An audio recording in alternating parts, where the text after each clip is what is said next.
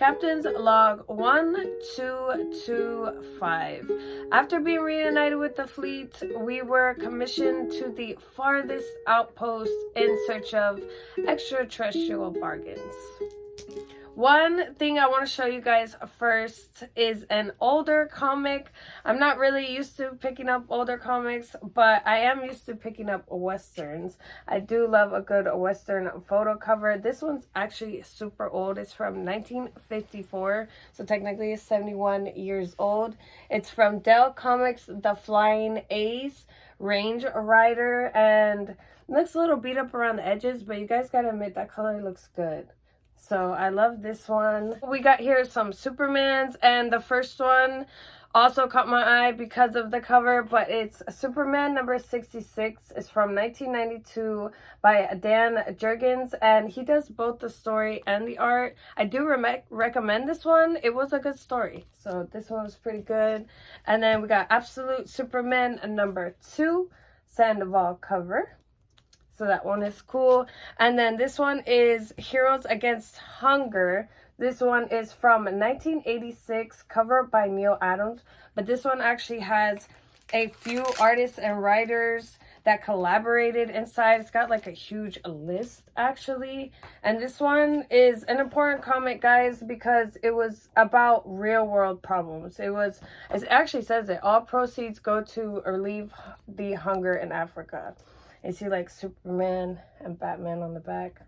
So, you know, educational comics like that are always important. Alright, and then we got a Superman number 82. This one's from 1993. Also Dan Jurgens. And this one's a chromium cover, but this one I do already have. But it's special because this one's the era. So I'll show you guys. You shouldn't be able to see that color right there. Because chromium covers, if I'm not mistaken, are supposed to be like all solid. But that one's pretty cool. Fine. And then we got, for the last DC one, we have the Main Man's First Series, 1990, Simon Beasley. It's Lobo's number 1, and honestly Lobo's books keep like rising in price recently, and it's also Simon Beasley. He's one of my favorite fantasy artists, so this one was a cool find. And then we got Snot Girl number 16. This one actually came out this year. Brian Lee O'Malley and Leslie Hung, and I'm glad that they started writing these again, because guys, it's been like 4, 5, 6 years since the last Snot Girl came out.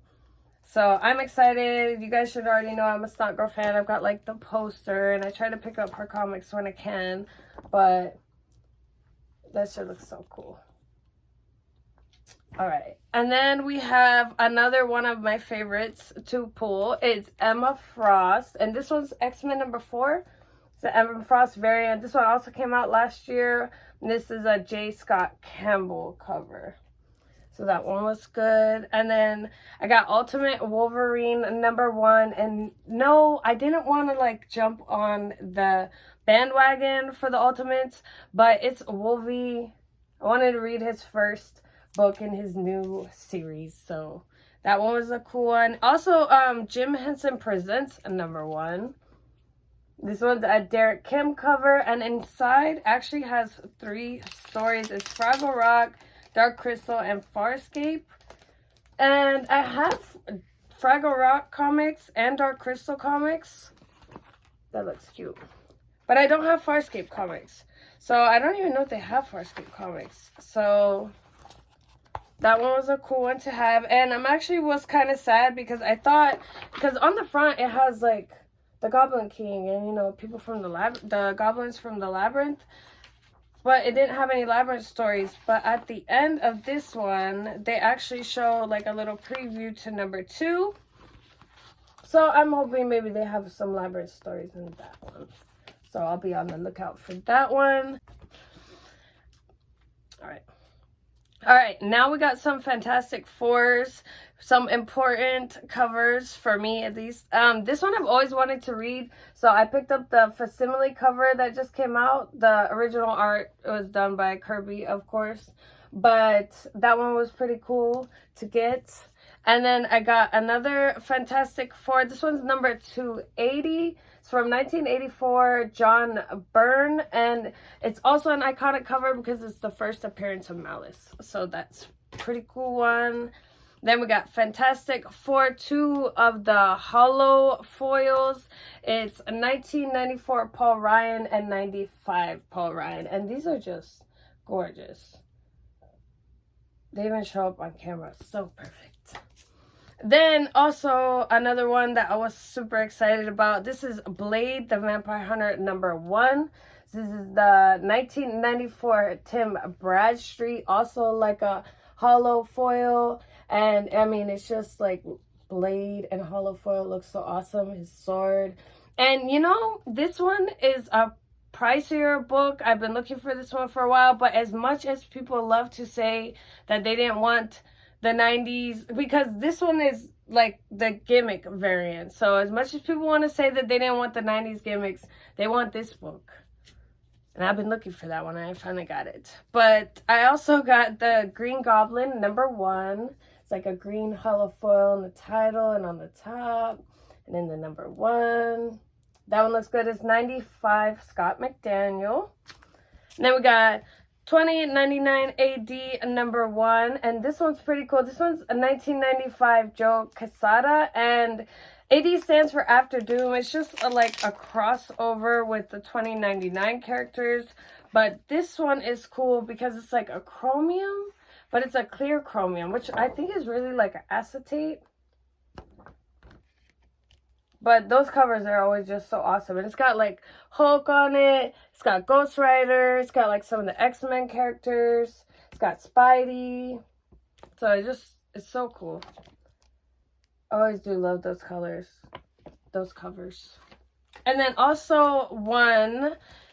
Oh, it's the next one. But this one is pretty cool too. It's X A Nation 2099. It's #1. This one's from 96. It's Umberto Ramos and Jimmy Palmiotti.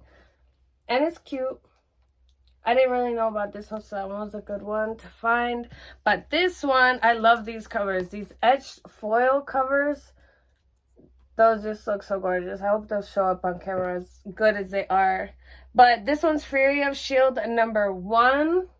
1995, Corky Lemko, I'm pretty sure how you say it. That one's awesome. Even from afar, it looks cool. But those were the comics. I did get a few other things, like, start with the books, I guess. I got a Lemony Snicket's The Bad Beginnings. And this one's pretty cool. It's got like 1 or 2 pages of art. Really, I just got it because I hadn't seen this Lemony Snicket's book before. So I grabbed it because I do love Lemony Snicket's. So that one's pretty cool. This one is the Superman Handbook. I haven't read this one, but it sounded interesting. It's got like the little gold foil emblem. Been seeing so many Superman gold foil emblems lately. But it just says... It's just like, I guess, a handbook. How to tackle a criminal, how to stop a runaway train, how to save someone from a teetering car. So that one's pretty cool. I haven't read that one, but I will soon. The last book, we got The Hardy Boys #1, The Tower Treasure. If you guys haven't read The Hardy Boys, you definitely should. It's like Nancy Drew for boys, I guess. And then we got a Goosebumps tin. I do love me some Goosebumps. This, I think, came with like books. It's just really cute. It's in good condition. So I grabbed that. Even got a cool back. It's a weird little postcard. It's Richard Harris, the first Dumbledore. But it's so cute. I guess it's like a little owl. I wish Hedwig could come and take it somewhere for me. That would be pretty cool. And then we got our movies. Of course, I got 2 DVDs, 2 VHSs. The first one is Scooby-Doo on Zombie Island. And even though I love to collect me some Scooby-Doo, this one's important because the live action Scooby-Doos that came out in like the early 2000s or whatever, Zombie Island, that's, you know, this. So that one was pretty cool. The Nightmare Before Christmas clamshell. Can't go wrong there. And then I got Silver Hawks. This one is awesome. I've never even seen this one in the wild. But this one is kind of like... Thundercats in space, I guess you would say. I haven't read the new comics, but I think the, like, revamp is coming out this year. So that would be pretty cool. And then we got Texas Chainsaw Massacre 2. This is the second film from my favorite Texas Chainsaw series. So that one's pretty cool. And then we also got 2 posters and one, oh, I'll show this first. This is a little pop, like a little pop Pez. It's Captain Crunch. So I just thought that was cool. I never seen no Captain Crunch stuff like that for $1. So that was pretty awesome. The posters, though, were cool because, I mean, My Hero Academia for $1. And it's like some kind of cloth. That's just so cool.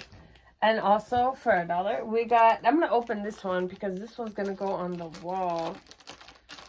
You guys might recognize these like little trends posters. I don't really know where people, I've seen them in like Hobby Lobby. I have seen them in certain comic shops, but this one is peach. And this one maybe will even be on the wall next time for one of my next videos. But that's so cool. So that's Mario Kart Peach. I got one plush, guys. It's the cutest plush in the world. I got a Justice League's Catwoman. And you can tell that the people who were selling it did not know. Well, they probably wouldn't have had it for $1 if they knew. They didn't know it was Catwoman because it just said like girl superhero or something on it. So, and she's a villain, guys. But that was cute. And then I got also one of my favorite finds like of all time. This is a, I guess you would call like animatronic. Maybe Light Fury, but it lights up, makes sounds. It's also motion censored, so like if I turn it on the third switch, I believe, it'll do that when you walk by. It's so adorable. And light of the new How to Train Your Dragon live action coming out, couldn't have gone better with that one. And then last but not least, one more pop item I did get. This is actually like a cute little pop Funko. It's She-Hulk glow in the dark, guys. That looks so freaking awesome. I love Funkos that glow like all the way around like that because not all of them do. But couldn't help but grab that one. All right, now we got the cards, guys. Honestly, I do not buy comics online. Maybe once in a blue moon I'll grab one, but I do buy cards online pretty frequently. And these I actually purchased for $1. The shipping was like $11, but the bid that I clicked on the bid maybe a week or so ago, and I thought to myself, because it had one Powerpuff Girls lenticular card in there, there was a few like Lion King thermals and maybe one or two other things that I wanted in there. I was like, yeah, it's alright if I get it for like $1. Shipping was pretty high, so I kind of didn't want it. But when I got it and I opened it, there are some chase cards in here that are pretty decent. Not anything spectacular, but pretty decent.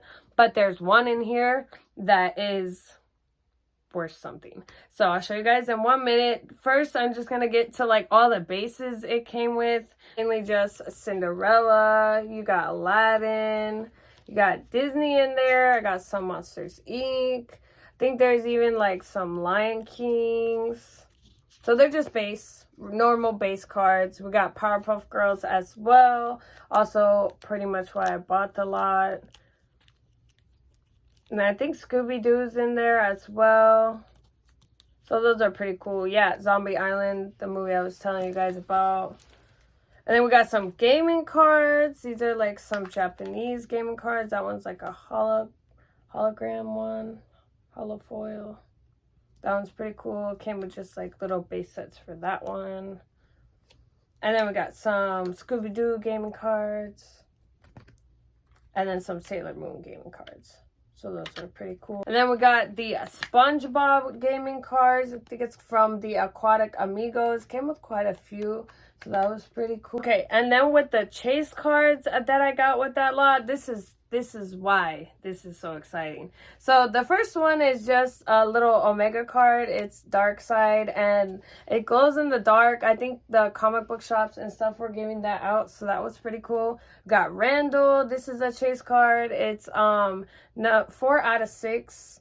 So that's pretty cool. This one is Scully. It's like a little ID tag. We got Lion King chase card. This one is a sketch card from series 2. So that one's pretty cool. We got another one. This one's a sticker one, if I'm not mistaken. Yes, and I hadn't seen these before. This one's number 7. It's Zazu. And then we got some Timon as like embossed foil, and then Pumbaa embossed foil. I do already have those. Picked up double of those. This one's like one of those pull and like the scene comes out. This one's a P4. This one might be series 1 though. I'm pretty sure Timon and Pumbaa were series 2. Or it could be the other way around, I'm not sure. And then Pocahontas came with all 5 of the 3D panorama cards. So that was pretty cool. I don't want to open these yet, guys, until I get little doubles, until I get dupes of those. We got Toy Story also mixed in there. That's ham. These are pop-outs, I believe. Came with like probably 9 of those. Got some of the lenticular cards for those. This is one of the reasons why I bought the lot. We got lenticular Bubbles. She's so cute. This card is not worth a lot, like $1 or $2, but I really want all the Powerpuff Girls lenticular cards. There's like 4 maybe, 5 or 6. Then I got another Stranger Things lenticular card, and I think I have 1 of these only so far, or 2. But it was a cool another find, and all of these chase cards that I got were so awesome. Now for the Holy Grail, guys. This is so awesome. When I opened these, I didn't even know this was going to be the Holy Grail until I started looking everything up. This SpongeBob Aquatic Migos set, this card selling online is like $500 graded, or like $800 graded, and then like $400 or $500 not graded. This just sold this month for like $500 graded. You guys can look it up. I stopped looking it up because I'm just in shock. I'm never gonna sell it. I'm probably never gonna want to get rid of it. It's so cool. It's when SpongeBob. I almost remember that episode too. I almost remember that episode. These are also worth like 10, 15, 20 bucks each as well, depending on whether it's graded or not. But those were so cool. That was just made everything all worth it. So for all you true believers out there, live long and prosper, and may the force be with you.